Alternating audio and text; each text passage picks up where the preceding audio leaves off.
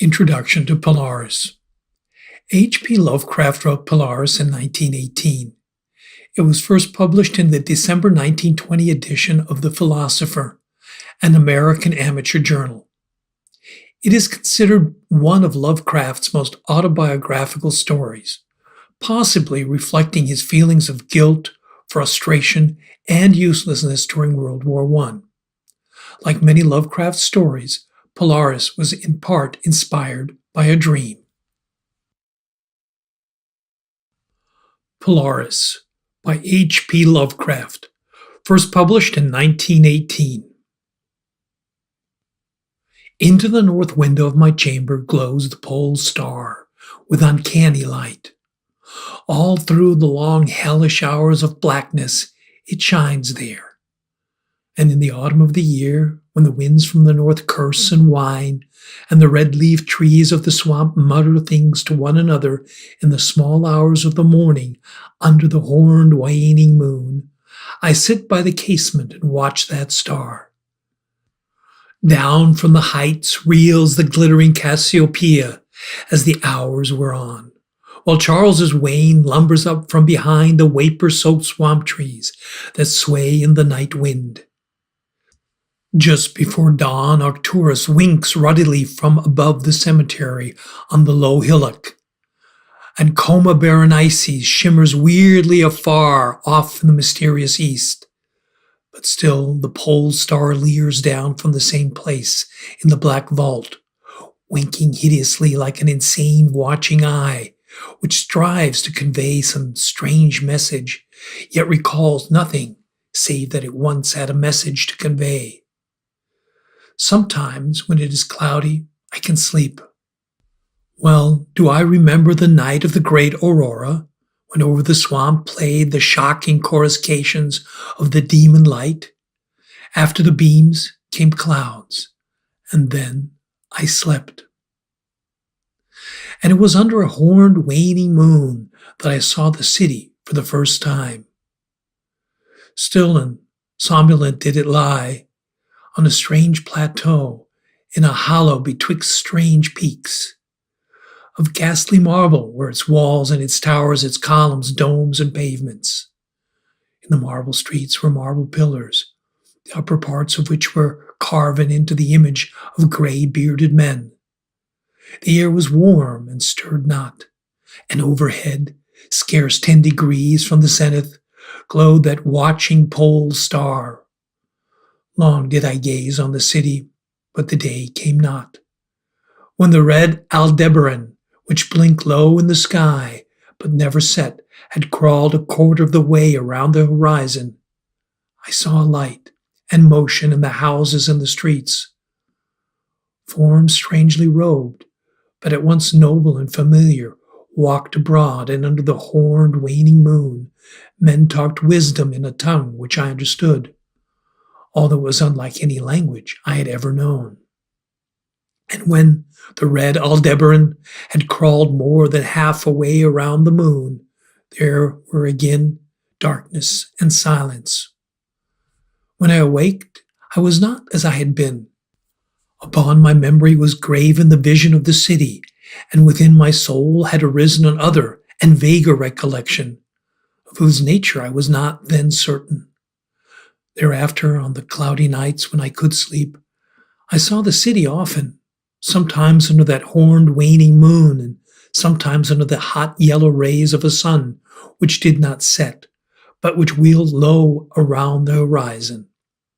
And on the clear nights, the pole star leered as never before. Gradually, I came to wonder what might be my place in that city on that strange plateau betwixt strange peaks. At first content to view the scene as an all-observant, uncorporeal presence, I now desired to define my relation to it, and to speak my mind amongst the grave men who conversed each day in the public squares. I said to myself, this is no dream, for by what means can I prove the greater reality of that other life in the house of stone and brick, south of the sinister swamp and the cemetery on the low hillock, where the pole star peers into my north window each night. One night, as I listened to the discourse in the large square containing many statues, I felt a change and perceived that I had at last a bodily form. Nor was I a stranger in the streets of Olethe, which lies on the plateau of Sarkis, betwixt the peaks Noton and Cataphonic. It was my friend Alos who spoke, and his speech was one that pleased my soul, for it was the speech of a true man and patriot. That night had the news come of Dikos' fall, and of the advance of the Inutus, squat, hellish, yellow fiends, who 5 years ago had appeared out of the unknown west to ravage the confines of our kingdom, and finally to besiege our towns. Having taken the fortified places at the foot of the mountains, their way now lay open to the plateau, unless every citizen could resist with the strength of 10 men. For the squat creatures were mighty in the arts of war, and knew not the scruples of honor, which held back our tall, gray-eyed men of Lomar from ruthless conquest. Alos, my friend, was commander of all the forces on the plateau, and in him lay the last hope of our country. On this occasion he spoke of the perils to be faced, and exhorted the men of Olethe, bravest of the Lomarians, to sustain the traditions of their ancestors, who, when forced to move southward from Zobna before the advance of the great ice sheet, even as our descendants must someday flee from the land of Lomar, valiantly and victoriously swept aside the hairy, long-armed cannibal Gnopkas that stood in their way. To me, Alos denied a warrior's part, for I was feeble and given to strange faintings when subjected to stress and hardships. But my eyes were the keenest in the city, despite the long hours I gave each day to the study of narcotic manuscripts and the wisdom of the Subnarian fathers. So my friend, desiring not to doom me to inaction, rewarded me with that duty which was second to nothing in importance. To the watchtower of Thapnan, he sent me there to serve as the eyes of our army. Should the Inutus attempt to gain the citadel by the narrow pass behind the peak Noton, and thereby surprise the garrison, I was to give the signal of fire which would warn the waiting soldiers and save the town from immediate disaster. Alone I mounted the tower, for every man of stout body was needed in the passes below. My brain was sore dazed with excitement and fatigue, for I had not slept in many days, yet was my purpose firm, for I loved my native land of Lomar and the marble city of Olethe that lies betwixt the peaks of Noton and Cataphonic. But as I stood in the tower's topmost chamber, I beheld a horned waning moon, red and sinister, quivering through the vapors that hovered over the distant valley of Banff. And through an opening in the roof glittered the pale pole star, fluttering as if alive, and leering like a fiend and tempter. Methought its spirit whispered evil counsel, soothing me to traitorous somnolence with a damnable rhythmical promise which it repeated over and over. Slumber, watcher, till the spheres, 26,000 years, have revolved, and I return to the spot where now I burn.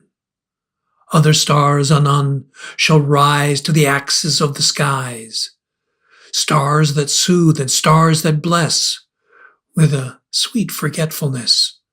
Only when my round is over shall the past disturb thy door.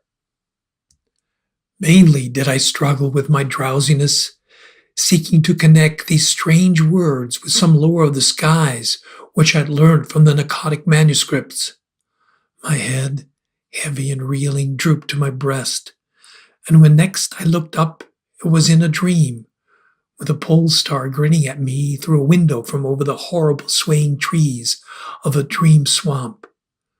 And I am still dreaming, In my shame and despair, I sometimes scream frantically, begging the dreamed creatures around me to waken me ere the Inutos steal up the pass behind the Peak Naughton and take the citadel by surprise.